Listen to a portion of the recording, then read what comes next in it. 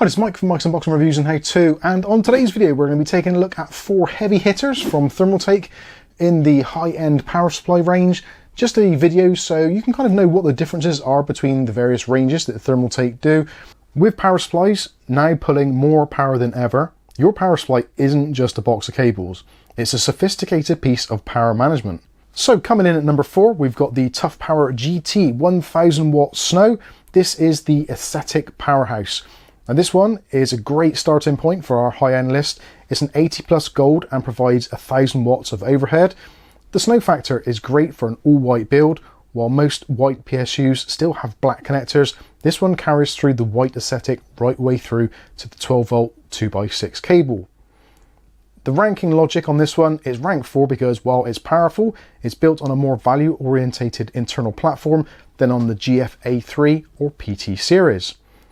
Suitability for this one, high-end white themed gaming rigs, anything up to an RTX 4080 Super, maybe even a 4090. Coming in at number 3, we've got the ToughPower GF A3 850 watt, the gold standard. So why is the 850 ranked higher than the 1000 watt? Well, it's all about the platform. Now, this uses a great CWT internal design and has superior ripple suppression. It's got smart features such as the Smart Zero fan. The fan doesn't even spin until it hits roughly 40% load, making it silent for daily tasks. The form factor as well, this one's only 140mm in depth and it packs a high-end load of tech into a small footprint, making it the most versatile unit for different case sizes.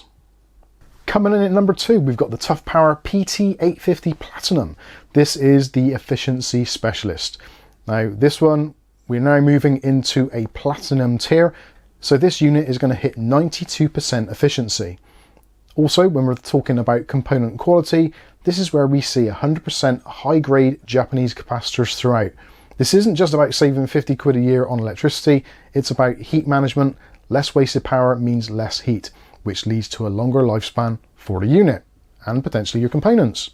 Suitability for this one, content creators, workstation users, or anyone who wants a set it and forget it PSU with a 10-year warranty. And coming in at number 1, we've got the ToughPower TF3 Titanium, or Titanium, however you want to call it, 1300 watt. This is the overclocker's choice. So it's got an OCM switch, or overclocking mode. That switch converts the unit from a multi-rail into a single massive 12 volt rail for extreme power stability. Also, it's got a dual 12 volt 2x6 connection. It's one of the few units on the market that can natively power 2 flagship GPUs without using any messy adapters or tripping out the mains. Also, it comes with the matcha green connectors, so the safety markers actually on each cable to make sure that each cable is firmly plugged into your graphics card. And if we look into a deeper technical deep dive on the kind of the efficiency tax, so gold versus platinum versus titanium, you'll notice that we've moved from rank 4 to 1, and the labels change from gold to platinum to titanium. Most people think this is about your electricity bill, but for high-end rigs, it's actually about thermal waste and component stress. There's the 10% rule, so for the gold, such as the GF A3 and the GT Snow, at 50% load, a gold unit like the GF A3 is roughly 90% efficient. That sounds pretty good, but it means that 10% of the power coming from your wall is being turned into raw heat inside your PSU. If your PSU is drawing 500 watts, that's 50 watts of heat, essentially like having a soldering iron inside your PC. To handle this, the fan has to spin faster and also louder. When it jumps to the platinum, such as the PT850, when you move to the platinum, the efficiency hits 92%. It doesn't sound like much, but you've just reduced your heat waste by 20% compared to gold. This allows the PT850 watt to use a zero cable platform. An internal design where the components are soldered directly to the board rather than using internal wires. This reduces resistance and keeps the unit much cooler. And then we've got the Titanium Titan, the TF3 1300 watts. Titanium is the god tier of efficiency at 94%. And what makes titanium special isn't just its peak power, it's the low load efficiency. Most PCs are wildly inefficient when your PC is just idling on the desktop. 80 plus titanium is the only standard that requires a PSU to be 90% efficient even at a tiny 10% load. This also requires the most expensive components, specifically silicon carbide and gallium nitride, parts which simply don't exist in gold rated units. This is why the TF3 is so much heavier and more expensive.